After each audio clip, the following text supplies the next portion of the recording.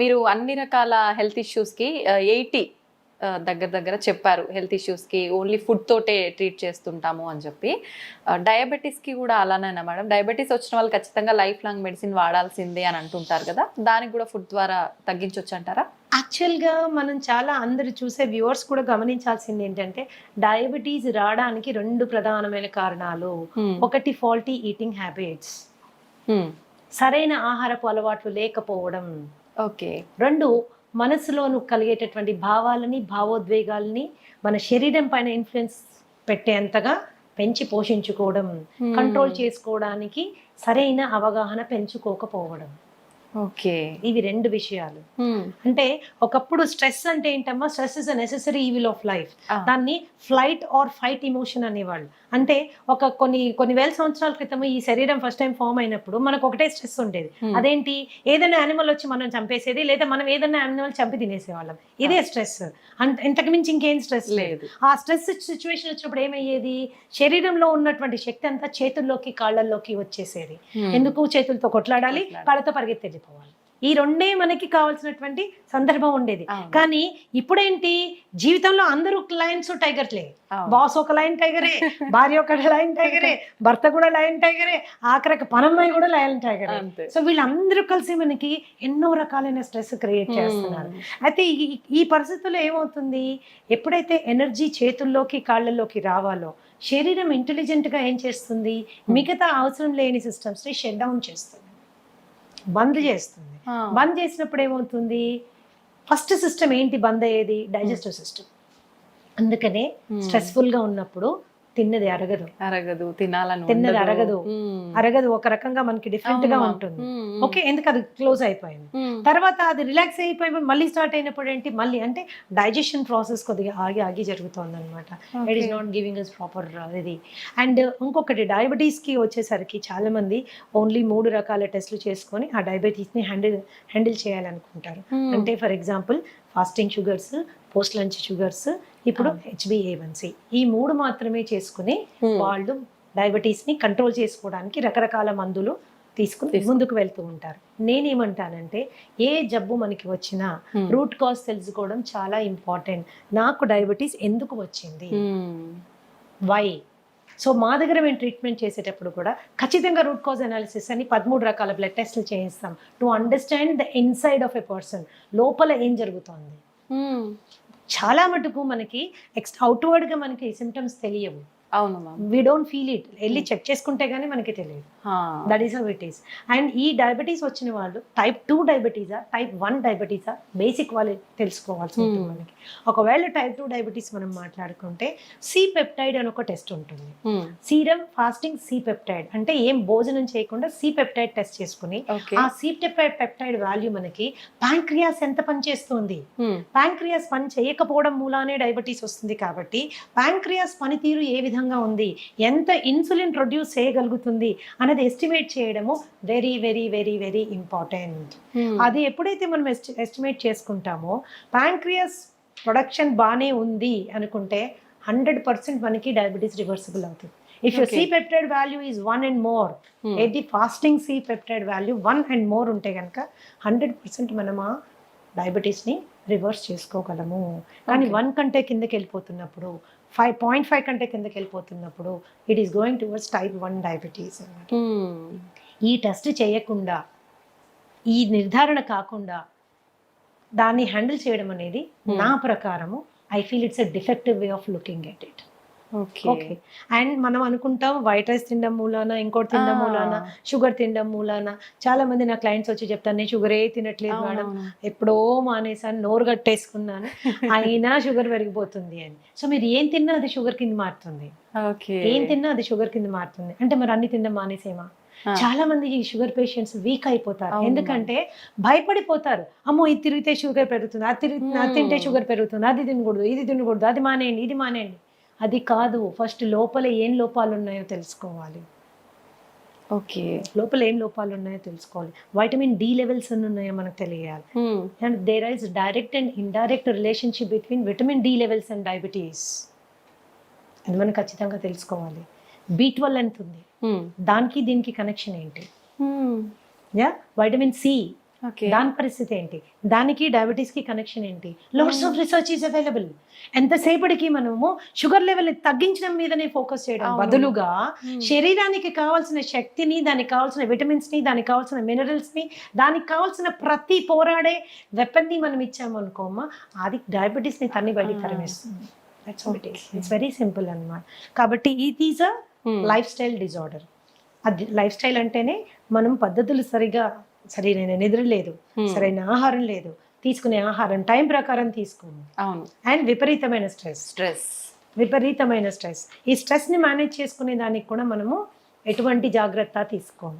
అందుకే మా దగ్గరికి వచ్చినప్పుడు మేము ఏం చేస్తామంటే డయాబెటీస్ ని మేము వెనక్కి తీసుకెళ్లే టైంలో, because I'm a psychosomatic healer, ఖచ్చితంగా మానసిక ఒత్తిడిని తగ్గించేటటువంటి ఆహారము, శారీరకమైనటువంటి అవసరాలు అంటే దాని vitamins and mineral balances support చేసేటటువంటివి పెట్టుకుంటూ వెళ్తాం. కాబట్టి ఓకే. ధనాధన్ షుగర్ లెవెల్స్ పడడం స్టార్ట్ అవుతాయండి. ఒకసారి షుగర్ లెవెల్స్ పడడం స్టార్ట్ అయితే మెడికేషన్ డోసేజ్ నెమ్మదిగా తగ్గించుకుంటూ వెళ్తాం. ఒకసారి అలా తగ్గించుకుంటూ వెళ్ళి 1 fine day ఆ మెడిసిన్ ఎత్తి పడేస్తాం. ఓకే, ఈ స్టేజ్ ని రెమిషన్ స్టేజ్ అంటారు. Remission is purely temporary stage of health.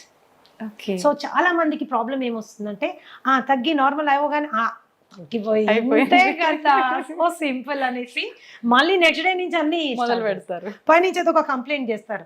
ఏంటి మేడం ఇది మళ్ళీ తినగానే వచ్చేసింది. నువ్వు ఫస్ట్ తిన్నావు కాబట్టి ఇది వచ్చింది, ఫస్ట్ ఫాల్టీగా తిన్నావు కాబట్టి ఇది వచ్చింది, కరెక్ట్ చేసుకున్నావు కాబట్టి తగ్గిపోయింది, కరెక్ట్ చేసుకుని మళ్ళీ బ్యాక్ వెళ్ళావు కాబట్టి మళ్ళీ వస్తుంది. సో నేనేమంటానంటే ఒక రెమిషన్ స్టేజ్ రాగానే మనం తీసుకున్న జాగ్రత్తని కనీసం 1 సంవత్సర కాలం గనక మనం అలాగే మెయింటైన్ చేసుకోగలిగితే అది రివర్సల్ అయిపోతుంది. ఓకే, అది రివర్సల్ అయిపోతుంది. డయాబెటీస్ తగ్గించుకోవడానికి ఆడ మగ తేడా లేదు, వయస్సుతో తేడా లేదు, మీ డయాబెటీస్ వయస్సు కూడా తేడా లేదు. అది 20 ఏళ్ళ నుంచి ఉంది, 15 ఏళ్ళ నుంచి ఉంది, 30 ఏళ్ళ నుంచి ఉంది, నేను టాబ్లెట్లు వేసుకుంటున్నాను, ఇన్సులిన్ వేసుకుంటున్నాను, ఏ దాన్నైనా మనం వెనక్కి పట్టుకెళ్ళచ్చు. చిన్న పిల్లల్లో కూడా ఇప్పుడు చిన్న పిల్లల కండిషన్ డిఫరెంట్ అమ్మా. That is called type 1 diabetes. Okay, type 1 diabetes వచ్చినప్పుడు మనము again C peptide fasting post lunch 2 చేసుకుంటాము. సి పెప్టైడ్ వాల్యూ చాలా తక్కువ ఉంటుంది. ఆ చాలా తక్కువ ఉన్నప్పుడు ఏంటంటే ఇన్సులిన్ ప్రొడ్యూస్ చేయలేకపోతుంది ప్యాంక్రియాస్ లో ఇన్సులిన్ రావడం లేదు కాబట్టి వాళ్ళు డయాబెటీస్ పార్టు వెళ్ళిపోయారు. సో ఈ పరిస్థితుల్లో మనం వాళ్ళకి 3 times వాళ్ళు ఇన్సులిన్ వేసుకోవాల్సి ఉంటుంది.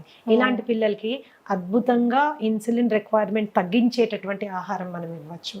Regeneration therapy for type 1 diabetes కూడా ఉంది. కాకపోతే దాని పర్సంటేజ్ 100% అని మనం గట్టిగా చెప్పలేము. Okay, so regeneration therapy is also possible. అంటే టైప్ 1 నుంచి కూడా మనం కొద్దిగా వాళ్ళని బెటర్ టైప్ 2లోకి తీసుకెళ్లేటటువంటి సిపెప్టైడ్ ని పెంచేటటువంటి ఫుడ్ కూడా ఉంది. But the success rate is about 40 to 50%. It is not around 100%. Many other contributing factors ఉన్నాయి కాబట్టి, చాలా కాంట్రిబ్యూటింగ్ ఫ్యాక్టర్స్ ఉన్నాయి కాబట్టి that is how it is. అయితే ఈ మధ్య కాలంలో విపరీతంగా తిండి, పిల్లలకి మనం పెట్టే తిండి మూలాన మనమే మన చేతుల ద్వారానే మనమే వాళ్ళని డయాబెటీస్ వైపు నెట్టుతున్నాము. నాకు తెలిసిన ఒక బాబుకి కేవలం వాడు రోజు అడిగాడని, రోజు ఇవ్వమని గొడవ చేశాడని వాళ్ళ తాతగారు డైలీ ఒక కూల్ డ్రింక్ తాగించడం మూలాన, అలా 2 నెలలు తాగించడం మూలాన ప్యాంక్రియాస్ ఫెయిల్ అయిపోయింది. టైప్ 1 డయాబెటిక్ అయిపోయాడు. బిడ్డ ఓన్లీ 15 ఏళ్ళు. రాబోయే 60-70 ఏళ్ళు వాడు ఇన్సులిన్ వేసుకుంటానే మేనేజ్ చేయాలి. సో మన ప్రేమని రాంగ్ ఫుడ్స్ రూపంలో చూపించకూడదు. ఎప్పుడో నెలలో 1 రోజు తాగాడు ఏం జరగదు, కానీ రోజు తాగితే వాడి రక్తనాళాలు తెరిచి విషం పోసినట్టే లెక్క. Junk food is like that. And రీసెంట్గా మా దగ్గర వచ్చిన ఒక బాబు, హీస్ 21 years old, అండ్ ఇంట్లో ఎవరికి డయాబెటీస్ లేదు. ఇంట్లో నుంచే బాక్స్ తీసుకెళ్తాడు, తల్లిదండ్రులు అన్నీ చేసి జాగ్రత్త చూసుకుంటాడు. అయినా రావడమే 500 షుగర్ వచ్చేసింది. ఏంటి అని ఎంత అడిగినా చెప్పలేదు. లేదు నేను ఏమి తిన్ను అని. తర్వాత ప్రత్యేకంగా పిలిచి అడిగితే రోజు ఒక షవర్మా తింటాడు. షవర్మా తినడం వల్ల షుగర్ ఫెయిల్ అయింది, డైజెస్టివ్ సిస్టమ్ ఫెయిల్ అయిపోయింది. మయోనీస్ లోపల ఉంటుంది, దాంట్లో పిచ్చి రిఫైన్డ్ ఆయిల్ వాడతారు. అందులో రోడ్ సైడ్ వాడే రిఫైన్డ్ ఆయిల్, అది ఎక్కడి నుంచి తెచ్చి వాడతారో, ఎన్నిసార్లు వాడిన నూనెతో చేస్తారో మనకి తెలియదు. అండ్ ఆ షవర్మా అండ్ ఇంకొకటి ఫ్రాంకీ చెప్పాడు నాకు, 2 చెప్పాడు. ఫ్రాంకీ మైదా రొట్టెలో మళ్ళీ కాల్చిన మాంసం అన్ని పెడతారు దాంట్లో. సో టేస్ట్ చాలా బాగుంటుంది, నేను కాదన్నాను. కానీ దాన్ని రోజు తినడం మూలాన దట్ ఈస్ అ కేస్. ఈ రోజు మేము ఎంతో స్ట్రగుల్ అవుతున్నాం. ఆ కేసుని టైప్ 1 అయిపోయాడు, ప్యాంక్రియాస్ ఫెయిల్ అయిపోయింది. That is how it is. So ఈ చిన్నవి ఫ్యాన్సీస్ మనం వాటిని సాటిస్ఫై చేయడము ఇంపార్టెంట్ అని ఎప్పుడు అనుకోకూడదు. ఫుడ్ విషయంలో ఇట్స్ రియల్లీ వెరీ ఇంపార్టెంట్. బయట మరి ఎందుకు బ్యాన్ చేయాలి? వన్ ఆఫ్ ద స్టూడెంట్, ఒక చిన్న బాబు, ఎందుకు బ్యాన్ చేయరు కూల్ డ్రింక్ అని నన్ను అడిగాడు అనమాట. ఈ కూల్ డ్రింక్ మూల నాకు డయాబెటీస్ వచ్చింది కదా, దీన్ని ఎందుకు గవర్నమెంట్ బ్యాన్ చేయరు అంటే అది మన ఏరియా ఆఫ్ వర్క్ కాదు.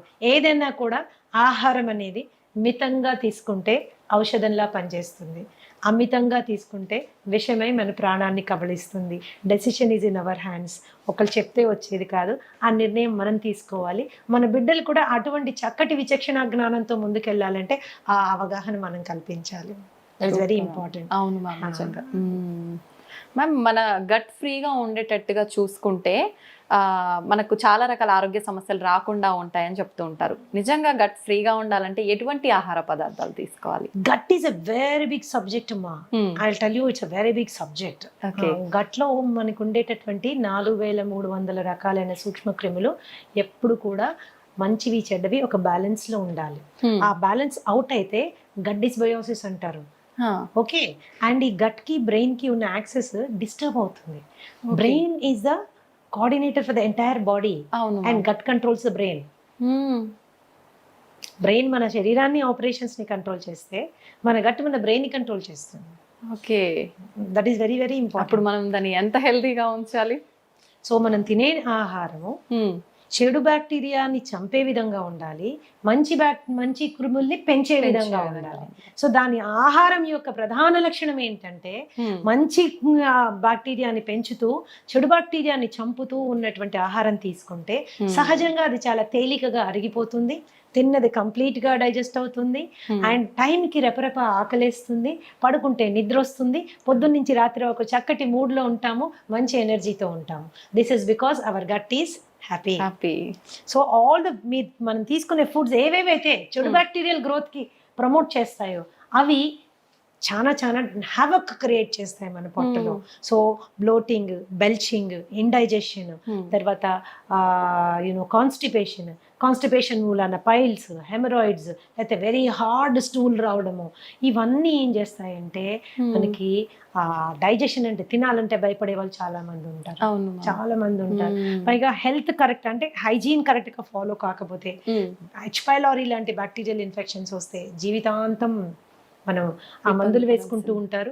మేమైతే డయట్ ద్వారా హెచ్ పైలారీ కానీ, ఐబిఎస్ కానీ, ఐబిడి కానీ చాలా సమర్థవంతంగా హ్యాండిల్ చేసే బ్రహ్మాండమైన ఫుడ్స్ ఉన్నాయమ్మా. అది ఎవరు బయట కొనుక్కోకర్లేదు. మీ ఫుడ్ మీరు ఇంట్లో చక్కగా చేసుకోవచ్చు, శుభ్రంగా తినచ్చు, సంతోషంగా ఉండొచ్చు. This is how it is. కేవలం మందుల ద్వారా ఎంత సక్సెస్ మీరు వస్తుందో దానికి డబుల్ సక్సెస్ ఆహారం ద్వారా వస్తుంది. డబుల్ సక్సెస్ ఆహారం ద్వారా వస్తుంది. సో గట్ ని ఇప్పుడు కూడా ఆరోగ్యంగా ఉంచుకోవాలి. చక్కటి పీచు పదార్థాలు ఉండేటటువంటి వెజిటబుల్స్ అండ్ ఫ్రూట్స్ మనం తీసుకోవాలి. చాలా మందికి ఏంటి అంటే వెజిటేరియన్స్ అయిపోండి, మీట్ మానేయండి అని చెప్తారు. చికెన్ మటన్ తినబాకండి, పొట్టంతా గడబడైపోతుంది, వేస్ట్ అని. నేనేం చెప్తానంటే ఆహారపు అలవాట్లు మనసుకి బాగా నచ్చిన ఫుడ్ ని టక్కని మానేస్తే ఆత్మారాముడు బాధపడతాడు. ఎక్కడో ఫీల్ అవుతాం మనం, ఏంటి లైఫ్, ఏమి తినలేము, నాకు నచ్చిన చికెన్ తినలేకపోతున్నాను, నాకు నచ్చింది అది తినలేకపోతున్నాను, ఏంటి ఇట్లా అసలు లైఫ్. బేసిక్ ఫుడ్స్ అవి. అప్పుడు ఏంటంటే they are upset about it. When they are upset nothing can be set. When you are upset nothing can be set అని అంతా డిస్టర్బ్డ్ గానే ఉంటుంది. సో చికెన్, మటన్ లాంటివి తినేటప్పుడు కూడా దాని కాంబినేషన్స్ మంచి ఫైబర్ ఫుడ్ తో కాంబినేషన్ చేసుకుని మీరు తిన్నప్పుడు ఎటువంటి ఇబ్బంది రాదు, ఈజీగా డైజెస్ట్ అవుతుంది. So easy digestion is very important. Easy digestion అంటే ఓన్లీ పెరుగన్నం కాదండి, you can eat everything in life. So మంచి వెజిటబుల్స్, ఎగ్స్, పెరుగు, తర్వాత you can have all these things అనమాట. అండ్ పీచు పదార్థం అనగానే అన్ని ఏవో పిల్లలకి గ్రీన్ ఆకులు చూడగానే చిరాకు వస్తుంది, ఇప్పుడు ఈ గడ్డి తినాలా అని. సో అలా కాదు. So you can go for everything, all kinds of కాంబినేషన్స్లో మనం వెళ్ళొచ్చు. అలాగే మనకి రాజ్మా ఆర్ మన కాబూలీ చనా, బొబ్బర్లు, ఇలాంటివన్నీ మనకి చాలా మంచి ప్రోటీన్ ప్లస్ మంచి ఫైబర్తో వస్తుంది. అది తిన్నప్పుడు ఏంటంటే మనకి గట్ సెట్ అవుతుంది. దెర్ ఈస్ ఎ వే అండి, 8 to 12 వీక్స్లో సెట్ చేసేస్తాం గట్ విత్ ఫుడ్ ఓన్లీ. అది ఎంత సీరియస్ ఇష్యూ అయినా. కాబట్టి నేనేం చెప్తున్నానంటే చక్కటి ఆహారాన్ని ఎన్నుకోండి. హోమ్ మేడ్ ఫుడ్కి 90% ఇంపార్టెన్స్ ఇవ్వండి. పార్టీలు ఇంట్లో హోస్ట్ చేయండి, పార్టీలు ఇంట్లో హోస్ట్ చేయండి. మనం కావాల్సిన డ్రింక్స్ కానీ ఏదైనా కూల్ డ్రింక్స్ అట్లాంటివి కూడా ఇంట్లో చాలా చేసుకోవచ్చు. డెజర్ట్స్ అంటారా, బ్రహ్మాండమైన స్వీట్లు హెల్దీగా చేసుకోవచ్చు. ఓకే, బ్రహ్మాండంగా. జీవితంలో ఏది వదులుకోవాల్సిన అవసరం లేదు, ఏది వదులుకోవాల్సిన అవసరం లేదు. Enjoyment in a right way చేసుకుంటే నీ గట్ ని నువ్వు gut is the starting point for all diseases. దాదాపుగా 200 రకాలైనటువంటి జబ్బులు ఇక్కడి నుంచి స్టార్ట్ అవుతాయి. సో దీన్ని జాగ్రత్త పెట్టుకోవడం మనకి చాలా ఇంపార్టెంట్, చాలా ఇంపార్టెంట్. ఏం ఫుడ్స్ ఉన్నాయి, ఎలా తినాలి, that is how it is. ఎప్పుడన్నా ఒక రోజు అంటే మేడం మమ్మల్ని హోటల్కే వెళ్ళొద్దంటారా, నేను ఒక్కసారి కూడా బిర్యానీ తినద్దా, ఇంకా నేను ఎందుకు అందులో హైదరాబాద్లో ఉండి నన్ను బిర్యానీ తినద్దంటారా అంటే ఓఎస్ తినండి తప్పకుండా, ఎందుకు మానేస్తారు, అలా మానేయమని చెప్పట్లేదు. కానీ దానికి మీ పొట్టని మిమ్మల్ని ప్రిపేర్ చేసుకోండి.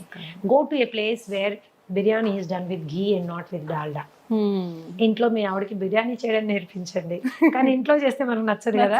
సో మీరు అలా తిన్నప్పుడు ముందు రోజు వెనక రోజు కూడా there are certain things you have to follow, so that you can balance your. ఇందాక చెప్పాను, ఇప్పుడు చెప్తాను, మళ్ళీ కూడా చెప్తానమ్మా, ఎప్పుడో 2-3 నెలలకు ఒకసారి చేసింది మనకి అది బాడీ ఎఫెక్ట్ అవ్వదు.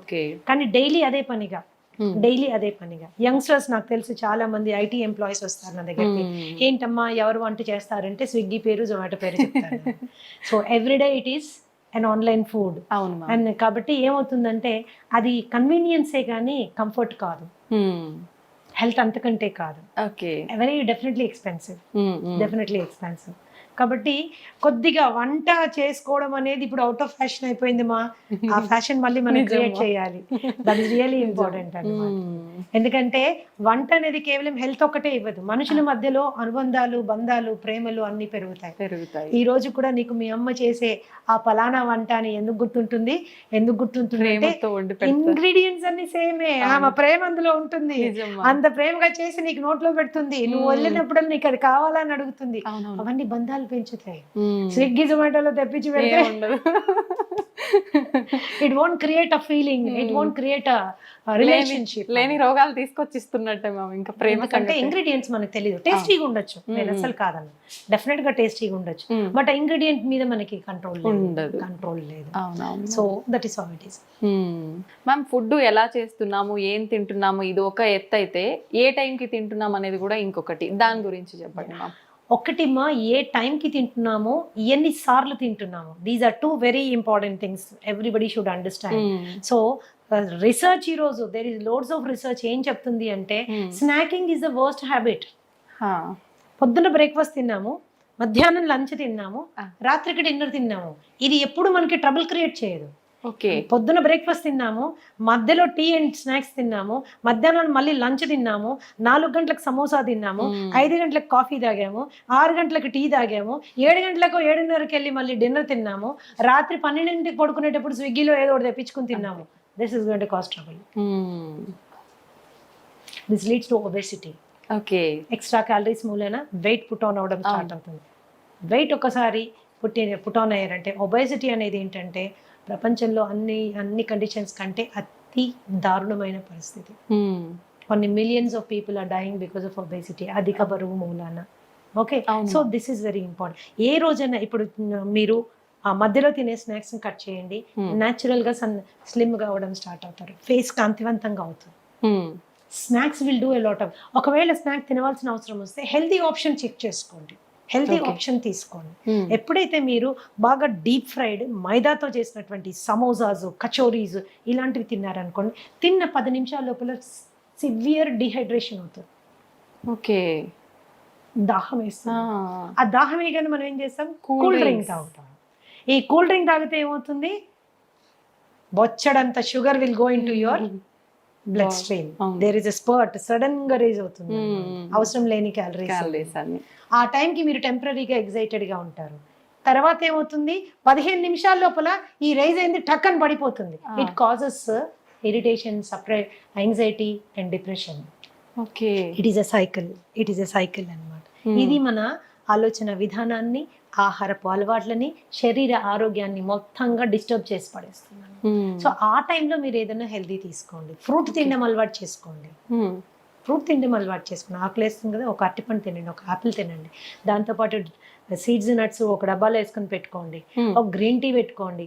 ఒక 3-4 స్పూన్లు నట్లు, సీడ్లు తిని చక్కగా గ్రీన్ టీ తాగండి. కడుపులో ఫీలింగ్గా ఉంటుంది, హ్యాపీగా ఉంటుంది, హెల్దీ కూడా. అలాగే there are so many fillers. ఇప్పుడు మీ ఫూల్ మఖానా కానీ, మురమురాలు కానీ, అట్టుకులు కానీ, వీటితో ఎన్నో రకాలైనటువంటి హెల్దీ గ్యాసెస్ రాకుండా ఉండేటటువంటి చేసుకోవచ్చు. మరీ ఆకలేస్తుంది అనుకున్నప్పుడు తినచ్చు, అట్లాంటి నో ప్రాబ్లమ్ అబౌట్ ఇట్. కానీ ఆ టెంపరీగా రోడ్ మీద దొరికే బజ్జీలు, పునుగులు అండ్ యూనో సమోసాలు, వాడెవర్ అన్నీ దొరుకుతాయి, అది మాత్రము స్కిప్ చేయాలి. చాలా ఘోరం అది. With due respect to all those people, అది మనకి పడినప్పుడు దాన్ని వదిలేసుకోవడం ఉత్తమమైన విషయం ఇంకొకటి లేదు. And night 7:30 to 8 o'clock is the best time to have your dinner. ఎప్పుడు గుర్తుంచుకోండి, పడుకునే టైంకి, భోజనం చేసిన టైంకి మధ్యలో 3 గంటల వ్యవధి ఉండాలి. మీరు 7 గంటలకల్లా తిన్నారనుకోండి, 10కి పడుకోవచ్చు. ఓకే. 8కి తిన్నారనుకోండి, ఆఫీషియల్గా మీరు 11కి పడుకోవాలి. అవును. 9కి తిన్నారనుకోండి, 12 ఏమవుతుంది, డైజెషన్ మొత్తం డిస్టర్బ్ అవుతుంది, యువర్ స్లీప్ సైకిల్ డిస్టర్బ్ అవుతుంది. ఇలా జరగడానికి వీల్లేదు. You have to remember that. And quantity ఎంత ఏంటి అనేది కూడా మనకి ఎంత అవసరం. ఒకటే క్వాంటిటీ, ఒకటే రకమైన ఫుడ్ తినే అలవాటు చాలా మందికి ఉంటుంది. కూర నచ్చితే స్టార్టింగ్ నుంచి ఎండింగ్ వరకు అదే కూర, ఇంకొకటి ఏదో నచ్చితే అటు నుంచి అదే కూర. సో ఒక బ్యాలెన్స్డ్ డైట్ ప్లేట్ అనేది మనము మెయింటైన్ చేసుకోవాలి, అన్నీ ఉండేటట్టు చూసుకోవాలి, ఆల్ కైండ్స్ ఆఫ్ థింగ్స్. ఇప్పుడు టైం మనకి లేదు, అన్నిటికీ మన బాస్ కోసం టైం ఉంది, ఉద్యోగం కోసం టైం ఉంది, టార్గెట్స్ కోసం టైం ఉంది, కానీ మన కోసం మనకి టైం లేదు.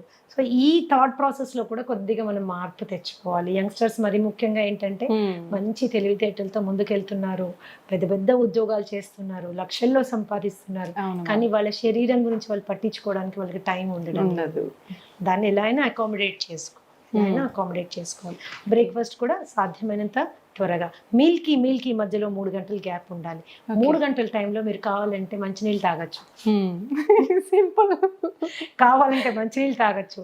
మరి ఏదైనా వర్క్ ప్రెషర్ మూలాన కొద్దిగా తలనొప్పి వస్తుంది అన్నప్పుడు గ్రీన్ టీ తాగొచ్చు, జింజర్ టీ తాగొచ్చు, ఒక గ్లాస్ మజ్జిగ తాగొచ్చు, ఒక గ్లాస్ కొబ్బరి నీళ్ళు తాగొచ్చు.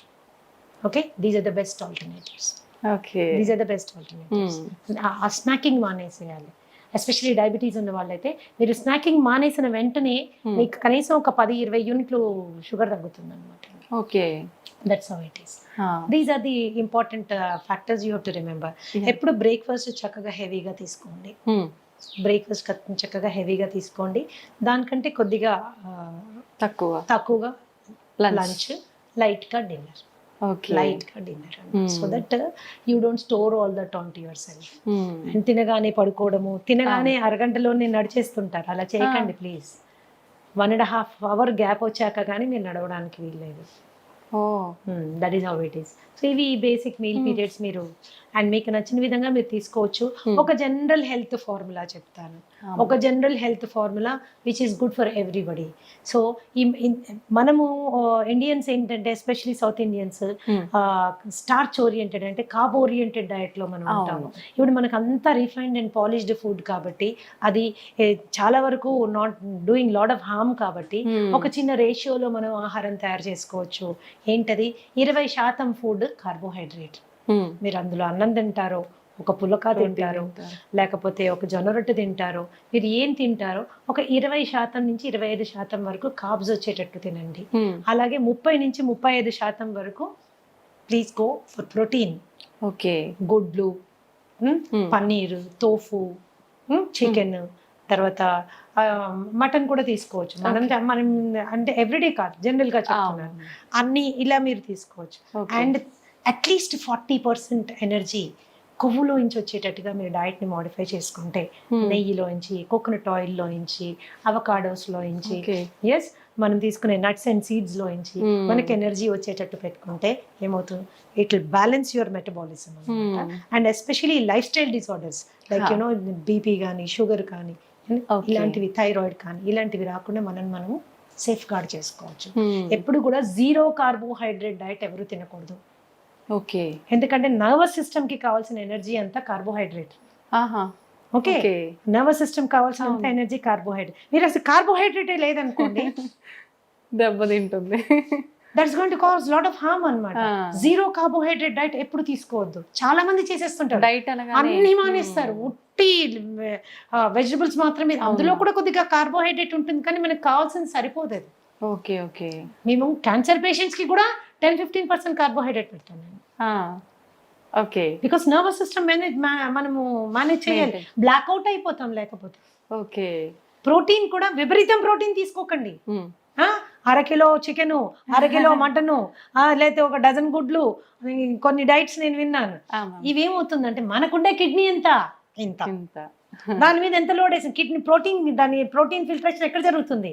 కిడ్నీలో జరుగుతుంది. లోడ్ వేయబాకండి. పీస్ఫుల్ గా మీ డయట్ లో 30 to 35% మీరు ప్రోటీన్ పెట్టుకోండి. మిగతా అదంతా ఎనర్జీ ఫ్యాట్ లో వచ్చేటట్టు పెట్టుకోండి. కనీసం 40 నిమిషాలు ఏదన్నా మీరు జీవితాంతం చేయగలిగిన ఎక్సర్సైజ్ చేయండి. Any exercise which you can do always, అలాంటి ఎక్సర్సైజ్ చేయండి. సాధ్యమైనంత వరకు ప్రశాంతంగా ఉండే ప్రయత్నం చేయండి. That's how it is. It is a simple formula for health అన్నమాట. ఓకే, నిజంగా చాలా సంతోషం మ్యామ్.